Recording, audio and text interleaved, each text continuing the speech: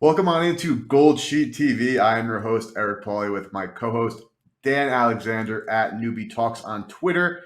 And week 3 is officially in the books, and now it's time for Dan and I to, reflect a little bit on what has happened in the NFL over this past weekend and discuss some Thursday night football. We have some takes on the Packers Lions, so stay tuned and do not go anywhere. I want to tell everybody that for on WagerTalk.com, a GoldSheet 30-day all-access package code GS30 brings that price down to $199 for a 30-day all-access. And without further ado, newbie, let's hop right into it. So, looking at the show picks we had last week, I was right on the Chargers there. Newbie with the Texans plus the points, and they get the outright W. That was a beautiful call. Shout out to Robo, our producer, big Texans fan, 9-point dog. Carolina +6 as we were recording. We then found out some Bryce Young injury news. That game closed 4.5. I got in at +7, -120. I could throw that CLV trophy out the window. I'm not even talking about the Chicago Bears, newbie. We're gonna pass that. We're gonna pretend that didn't happen. We're marking it in the scorebooks. Don't worry. And then the Baltimore Rams teaser. Great call on the Rams, newbie. Baltimore. I don't even want to talk about how that transpired. But newbie, I want to hear from you about some of the looks and what you learned and what you're taking away a little bit from this week before we go into over and under reactions. Yeah, absolutely. And we promised if I pick the Bears again and they weren't even able to cover 13, that's right. We even had a shiny CLV trophy on the horrible Bears after some people even came in and backed the same side, and they ended up closing even at some shots at 12. Embarrassing, man. Just absolutely embarrassing. So the fact that I came on here, I got to eat a little crow here on a Tuesday morning. I apologize. I hope that you guys listened to Eric when he was telling me, newbie, what the hell are you doing giving out the Bears on this show right now? So I hope you listen to my man alongside me. He tried to talk me out of it. I walked up and placed actual money on the Bears. Any show that I give out here, I bet myself, and that was probably one of the worst bets I've ever placed in my life, Eric. So that one, I guess, countered by the fact that we did get Houston home outright. The Rams leg of the teaser covers, but that Ravens leg is one that I love too. I gave it out on Wager Talk today. Yes, there was the holding in the fourth quarter that definitely should have been called, or towards overtime that should have been called. That was the absolute dagger in the bet, but it should have never been that close. Like, this Ravens offense, part of the handicap for us was they were going to expose the secondary of the Colts like every other team has and probably every other team will. Lamar Jackson had a stretch where he went nearly 15 minutes without throwing a pass downfield.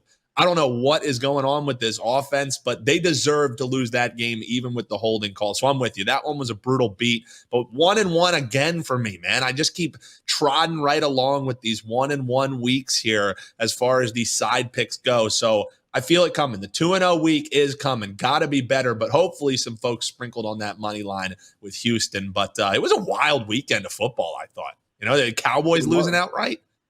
It was. You have the huge outright losses. If you're a survivor player, most of you probably got screwed if you went with the Ravens, Jaguars, or the Dallas Cowboys there. I went with the Patriots on that one. So I am still alive and well floating. The Gold Sheet team on Wager Talk, we ended up with a 6-6 total week for a loss of 2 units, which is not what you love to see. The Chargers did not end up making the car, which would have been a 3% play that we were debating. That would have put it to a slight negative. A slight positive, from a slight negative. Not really losing sleep over these results. I mean, we had a shaky week 1, great week 2, and then a on-point week 3. I think we could have put some things in different places. We had some other leans and looks that just missed the card that did end up hitting. So all we could do is learn from the process and continue moving forward. We have tons of football left. And this time last year, even when I finished number 1 on Sports Memo, I was in the red this time last year. So the NFL journey is long, it's grueling, and it could be rewarding. So just need to continue plugging away. But enough on the nonsense. And like, I do want to just quickly say, like, with that Ravens game, as much as the Ravens did kind of blow it, they also did not deserve to win that game by margin. So they, move on, chalk it up. The L is the L. That killed 2 plays that the other teaser legs that the Gold team had would have hit, because we had a 3-team and a 2-team with your Rams, newbie. Also with the Packers, that ended up being a great play. But unfortunately for us and whoever else backed the Ravens as a teaser, it just wasn't meant to be on Sunday. Newbie, we saw a team put up 70 points and over 700 yards of offense on Sunday. I don't know what else to say because that in itself basically speaks as many volumes as there's no words to describe it. Like just looking at those numbers describes it all. How real is this Miami Dolphins team as they open as 2.5-point dogs in Buffalo? Before you get into it, I just want to mention while the Miami Dolphins played the Bills well last season all year long, and then in the playoffs, after a close game with Skylar Thompson under center, it's very different playing in Buffalo in September or October in this case versus January. 2.5-point dogs, a team that put up 70. Is a letdown on the horizon, or are the Dolphins going to keep rolling? Yeah, that just screams a potential trap spot. Maybe we'll hear about that on Bet On It here on the WagerTalk YouTube channel. That'll be dropping Wednesday with our man Marco D'Angelo. So make sure you're subscribed so you can check that out. But yeah, man, 70 points. I mean, it speaks for itself. I think it also speaks to the fact that you're looking at a team in Denver that has just absolutely quit on a quarterback and absolutely quit on a head coach. And I don't blame them. You know what I mean? Like I'm not saying that with the other breath of being like, can you believe what's going on in Denver? This is something we cautioned you guys about heading into the year. There is no magic cure for what's going on in Denver. And a lot of people put this narrative that that Sean Payton was going to be that magic bullet. And it's just not the reality. There is a lot going on behind the scenes there. So yes, it was 70 points. And I'm not trying to discount that.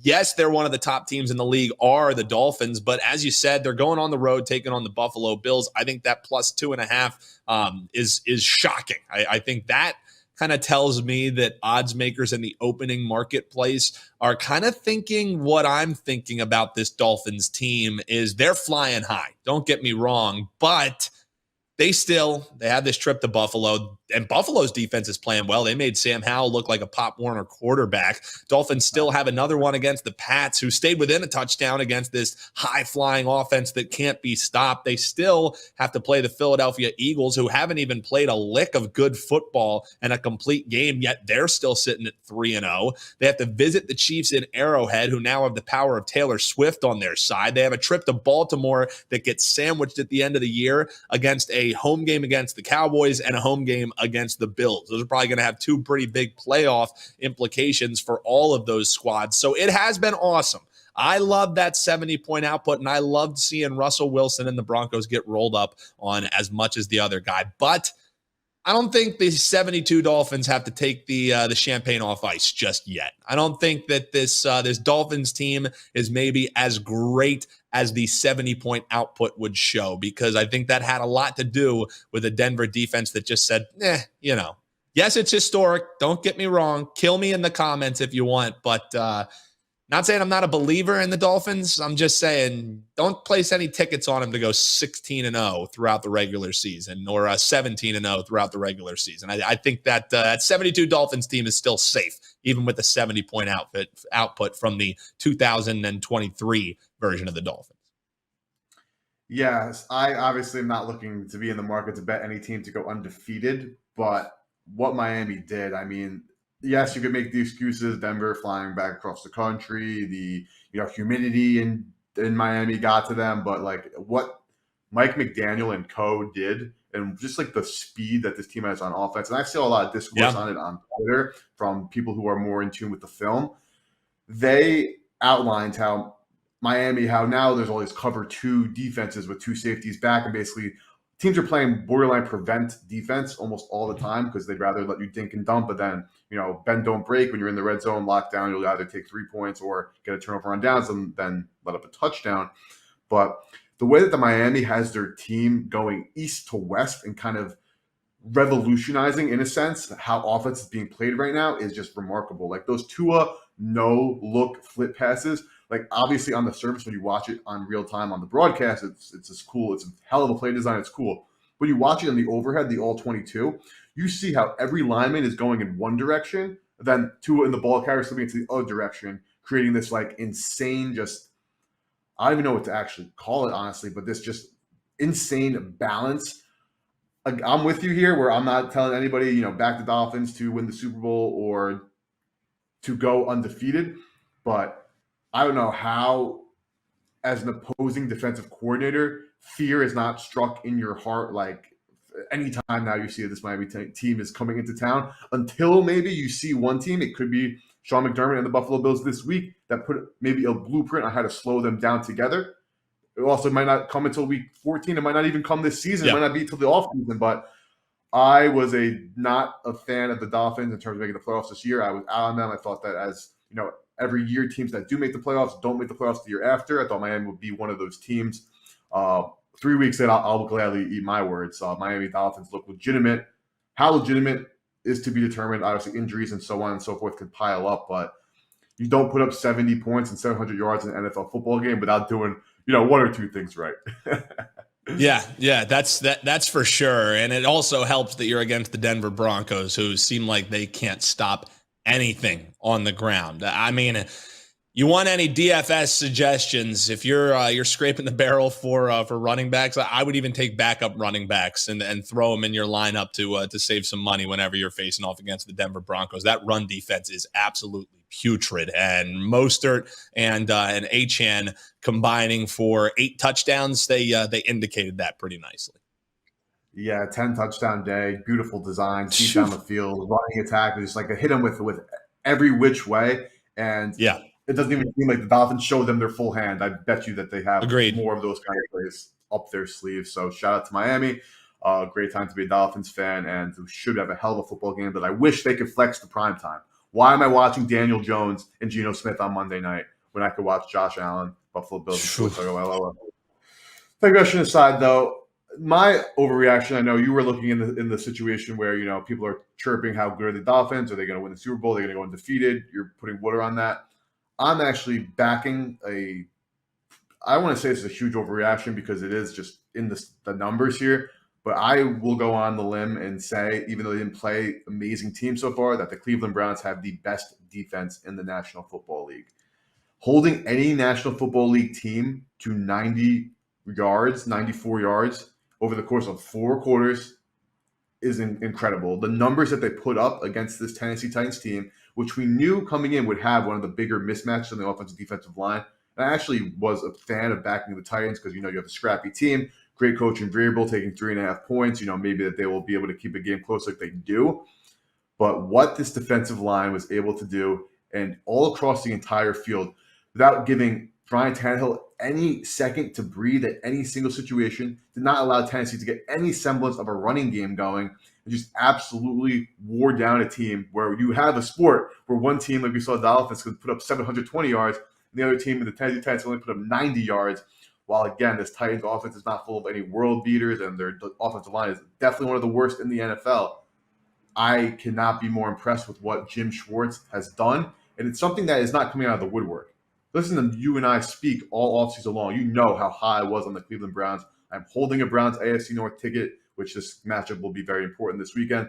I touted the Browns as having one of the best upgrades in defense because of their upgrading coordinators and in personnel. And so far, through 3 weeks, again, I get it, against not the greatest offenses we've ever seen. We'd like to see them do this against Miami, of course. But all things considered, right now, I think Miami's the best defense in football. Newbie, do you need to throw some cold water on this because of the teams that they've played? Or have you been as impressed as I am? Because right now, from a schematic standpoint, with the personnel that they have, and the combination of good secondary, good back end, and an amazing defensive line, like what else could you ask for? Yeah, it's hard to disagree. I would also say their rival there in the AFC North, the Pittsburgh Steelers, have a pretty damn good defense rocking as well. I mean, the Steelers are quite literally winning games in spite of their offense. So, I think that's just what they do up there. I'd like to see that Ravens defense come along a little bit more. But as far as what the Browns are putting on tape, that defense is for real. That pass rush is just swallowing people up. So I'm with you, man. A lot of sharp tickets were on the Titans last week, and they put those up in smoke. And you can't blame any weather like they did in the first week, what they did against those Pittsburgh Steelers. So I'm not going to argue with you. I would also say there's been some nice surprises defensively across the league. A lot of people have been looking to fade the Philadelphia Eagles because of all the injuries that they have. They, made the Buccaneers look pedestrian, and Jalen Carter continues to seem like the absolute steal of the draft. So as far as the upper echelon, I would definitely say that the Browns are sitting at the top, but there's a lot of solid defense being played around the NFL. And I'm wondering, will that kind of fall to the wayside? The offenses maybe pick up a little bit more as we get towards the latter half of the season. But the story to start the NFL has definitely been defense. And at the top of that list, I'm with you. It's the Cleveland Browns. 26 rushing yards allowed, 5 sacks, 68 net passing yards for a total of 94 yards without even forcing a turnover. They held Tennessee to 2 for 12 on third down and just 6 first downs. The Denver Broncos allowed the Miami Dolphins to score 10 touchdowns, and the Cleveland Browns did not even allow the Tennessee Titans to get 6 first downs in that game.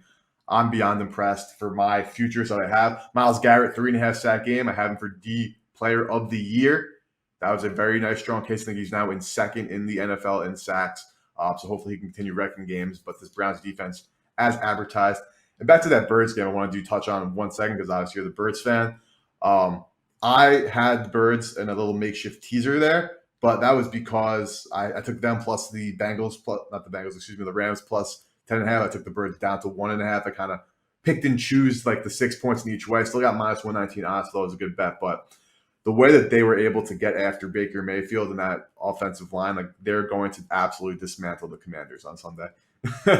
Yeah, it's hard to disagree on that one. The Commanders, the blueprint definitely got put out by what Sean McDermott and the Bills did for sure. So no argument here, man.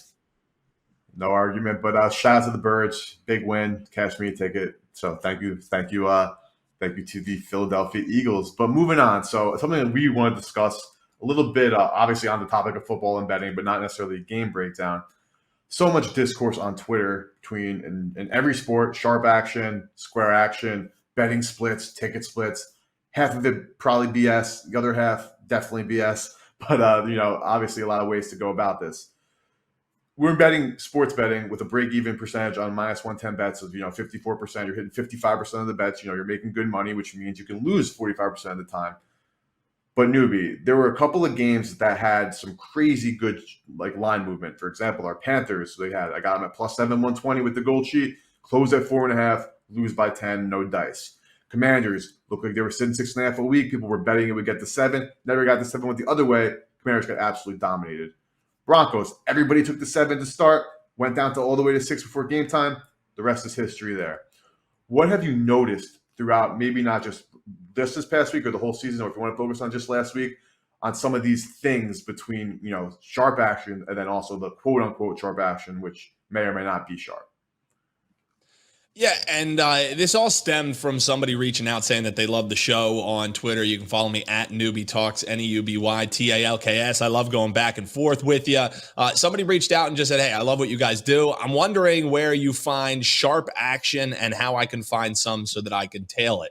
And I just caution the guy, hey, I can tell you where to look. I can tell you which books to track on the WagerTalk live odds screen if you want to be able to track where there's maybe sharp money coming on, what books cater to sharp bettors. However, if you're just trying to tail sharp action, there's a podcast that I do. It's called the Cash Considerations Podcast alongside with my man Dave Sharapan. And on that, he always says a saying, nobody knows squadoosh, although, maybe a little bit colorful at times. This is a guy who was behind the counter taking sharp action for many years, and something that he has learned and really everyone should probably know is, even sharp bettors who are hitting that 53, 54%, that means nearly half of their tickets are still losing. There is no such thing as tail the sharp action and always win. This weekend was the absolute zenith of it. If you were a person who just wanted to find out, what's the sharp bettors on, what are the bag guys going, who's placing big time bets and putting sharp action on where, if you tailed the sharp action this weekend,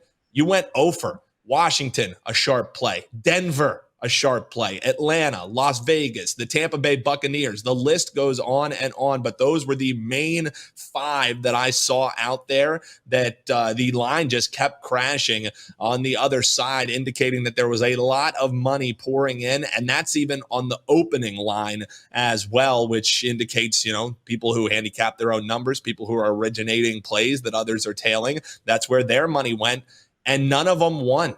So while some people really want to know where's the sharp action, you know what I mean? I think the better thing to do is practice good bankroll management and have multiple outs. Those are 2 way more important things than knowing where the bad guys are taking their duffel bags and putting their money on. I would much rather have you practicing good bankroll management so you're not overextending yourself. And even if you're losing around half of your plays, towards the end of the season, if you're cashing on some dogs, if you're not trying to get back on the late game and betting 5 units when you should only be betting 1, at the end of the year, you're way more likely to be turning a profit than just trying to tail, what are the sharps on? Where's the steam going?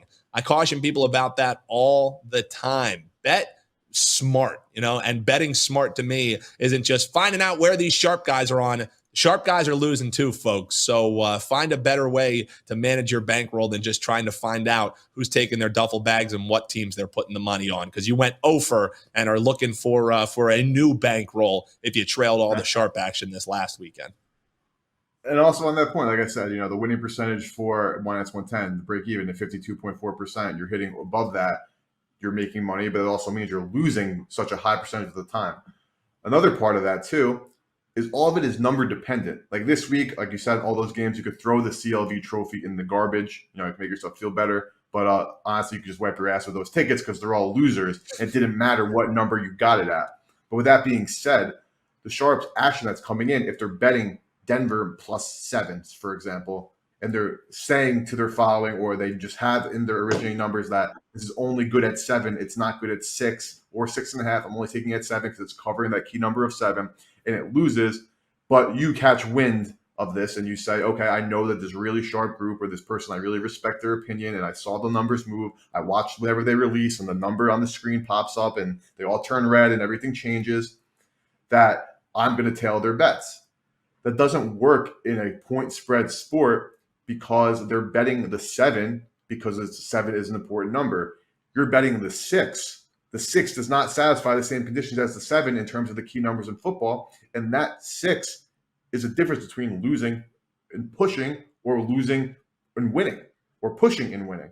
So as much as there's obviously this allure to chasing steam in some circumstances and aligning yourself with the quote unquote right side, I understand the merit for that. I understand the thought process for that. But you have to understand that, number one, the price rules everything. The number rules everything. +7 and +6.5 from the same bettor giving out. Like you saw the 7 given out from a bettor you respect, but the number 6.5, you take the 6.5, you could lose that bet while that person pushes or that person wins. So just another PSA. I think you're making some great points, Snoopy. I just want to follow that up with is a number means everything. So if you're not even getting the same number in the first place, it's all moot anyway. Yeah. Couldn't have said it any better, man. Yeah, and that's the point. Was Atlanta a good bet? Sure, it was before it got to 3. It didn't end up winning, but it made sense. Was Washington a good bet? Maybe that one was never really a good bet, and Denver surely was never really a good bet. But I'm right there with you, man. It makes a lot more sense, and it's all about getting around those key numbers. And again, if you get those key numbers, more likely than not, you're going to be a winning bettor at the end of the year. But as far as I just find it funny. Where's the sharp action? What are the sharps on? Sharps have lost plenty of bets, and they will continue to lose plenty of bets. So the whole pro versus Joe thing, really what it comes down to is be a smart bettor. You don't have to be a professional bettor pulling off the rubber band on plays, whether you're betting $10 or $10,000. It's all about the tenets of, good bankroll management, get the best number available and never chase. That's way more important than being on the right side. And the whole concept of closing line value, like obviously this gets debated ad nauseum. I'm a huge believer in closing line value. Is if you're getting a bet at a number that's better than the market over time, you continue to do so, you'll hopefully mathematically have success, but you still have to be on the right side. again, an example, the Texans, right? You could have gotten 10 in the beginning of the week, all the way down to 7 right before kickoff. You would have won every number. That would have been great. However, in the same vein, if you're betting Carolina +7 and they're closing +4.5, right? 7 is a key number in football with the push. And you got it at -120, so you're not paying up to get that extra, paying the juice to get a extra half point or so on and so forth. Over time, if you continue to be taking bets that in the NFL or college football or any big major sport at 7 when the line closes at 4.5, you will be profitable. So if you did lose those bets, we're not saying, reevaluate your entire process. You're clearly on the right track. I'm not losing sleep over that kind of bet. You shouldn't lose sleep over any bet. That means you're overextending yourself and you're probably new to this thing because you're going to lose a shit ton of times and still have a chance to be profitable. But just continuing to practice, getting the best of the number in the long run should work out for itself. So don't be discouraged, but also don't be chasing because it didn't really make a difference in a lot of games this week. But there will be instances like Bengals is a great instance. If you were just laying the 3 before the game started because you thought it was a great point, you pushed. If you were looking at the screen all week, you got the 2.5, you won, and vice versa with the Rams. You either lost or you pushed. So the number is the big thing there. So I want to shout out to whoever commented on the video or on Twitter because, great discussion, great debate, and just some things to keep into consideration. But another debating point, I'll keep this one short and sweet because it's obviously a little bit of an overreaction, but I think that the Panthers completely botched by taking Bryce Young. I was high on him. I like his intangibles. I like his mobility. But what we've seen from C.J. Stroud as a pocket passer and Anthony Richardson in limited action as a mobile dual threat quarterback with a live arm, it seems like Carolina botched. Any debate there from you, newbie? Obviously, it's too early to tell. I'm not saying anything definitively, but through 3 weeks, even with the limited action, Bryce didn't even play a whole game near the Richardson, but it looks like Carolina trading up to make this move and not take the right guy. Now they're 0-3. Frank Reich seems to suck. They're getting hurt all over the field. Panthers might be doomed for another year or longer because of this poor decision this offseason. Do you agree? Yeah, and I also think there's a lot of things at play here, a new head coach as well. But just as far as what's being put on film from the quarterback there, it's hard to disagree that Bryce Young seems like he's a little bit in over his head. Maybe rolling out Andy Dalton a couple more weeks and letting him just sit back and recenter his cheese, so to speak, would be helpful for a guy who really looks like the decision making isn't there, the confidence surely isn't there. So I wasn't a big Bryce Young guy coming out, so I'm not all that surprised to see what's happening against them early. It's why I wasn't high on the Panthers this year, but it's definitely rough when you expect something, you're ready to have a final new start of a new future, and the new future starts off like this, and you don't really even have many building blocks that you can point at and say, well, if he does more of that, there really hasn't been much to be excited about when you're talking about Bryce Young. Yeah, like I'm hoping he's ruled in so I can bet the Vikings before that line moves because Good point. now I'm sure it's a little uncertainty right now whether or not he is playing. But I saw the steam go. Like when the market tells you that the quarterback that you subbed out and now subbed in is 1.5 to 2 points better than whoever you sat, that's enough said, and it showed in the tape. I mean, we could again talk about how the Panthers didn't cover. They shot themselves in the foot with a bunch of false starts and penalties when they were in 3rd and 2, and that moved them to 3rd and 10 and so on, and they were unable to convert. And Dalton threw 300 plus yards. He looked like what they looked for. But again, short and sweet, so I'm not ready to throw in any towels on any quarterback 2 games through their NFL career whatsoever. But the immediate instant reaction is that C.J. Stroud looks great and Anthony Richardson looks unique and potentially very great as well. So we will monitor the situation in Carolina as they maybe a game we'll talk about in more detail on Thursday, TBD. But speaking of Thursday night football, Lambeau Field, Detroit Lions, who deserve credit for their win against Atlanta. Didn't play great, but a win is a win, and they did enough to win that football game. And the Brazilian Packers, once Derek Carr got out of the game, defense shored up big time, and they were able to put up 18 unanswered. Probably should have lost on that last-second field goal. But guess what? They didn't, and I have money on the Packers this season and future, so I'm a very happy guy. Newbie, where's your head go for this matchup to start? Because I think there's just one easy answer for this game, but I want to hear from you first. Yeah, I am, I guess, a little surprised. I guess I shouldn't be with how much it seems like people are in love with the Lions, but road favorites on a Thursday night football game, a short week, heading on into Lambeau. For what it's worth, Jared Goff has been good against the Packers in his entire career. He's 4-1 straight up when facing them, but this is only the second time in Dan Campbell's tenure that the Lions are laying chalk on the road. The other time that it happened, they lost the game outright by 2 touchdowns. Packers are a team that are 3-0 against the number this season. And sure, you could probably argue that if Derek Carr doesn't go down and Jameis Winston doesn't blow a 17-point lead, are we talking about a different number coming into this game? Maybe so. Also, the Lions were able to stave off that sharp money that was on Atlanta. They made that game not even a little bit close. So this one's a head scratcher for me. I'm surprised, albeit short, -1.5. I think the early lean for me would be on the Packers because all they've done is cover games thus far this year. Also, it being a Thursday night football game, I think automatically I'm going to lean towards the under, getting the Lions offense on the road away from home sweet dome. It seems like that's always a spot where they don't put up as many points. And I know the comments below, well, they won an Arrowhead in week 1, different situation, different kind of Thursday night football game. So early leans for me, I got nothing. And as far as player props, maybe we'll have something on the Thursday show we can throw out, but I lean towards the Packers getting the 1.5. I would probably look towards them in a teaser spot. I'm certainly looking towards the under in this game, which looking like it's sitting right around 45 points. That seems a tick too high with all we know about primetime unders. So early lean on the under, early lean on the Packers. Nothing I pulled out of my pocket to bet just yet. Probably going to look for some props in this one. Yeah, I think you tease the Green Bay Packers with the Philadelphia Eagles, and you don't think twice about it. Obviously, nothing is a I'm lock. locking it in. I'm not even going to pretend. You can break it down. I'm going to bet the teaser while you finish breaking that down. It doesn't really need a ton of explanation. Detroit win at home, unconvincing. I guess you got to credit Atlanta a little bit because they, honestly, because they held Detroit, who scores 30-plus points at home, often to score only 20. Sure, the one touchdown Detroit really had that was a big game was that kind of broken coverage to Sam Laporta. But if if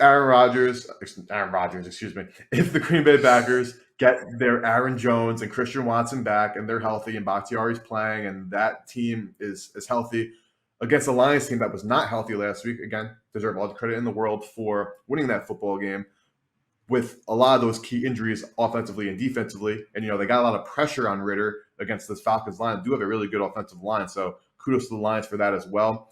But Jared Goff on the road as a favorite outside. Again, Lambeau in October is very different than Lambeau in January, but Goff, not a great outdoor quarterback in his career. Road favorite, I think, is a little bit too strong. And while I don't want to take the 1.5 points because I just think that this game is going to be close either way, I am a fan of the Packers plus 7.5 and the Eagles -2.5 in a teaser. And one of those, I want to say, keep it simple, stupid.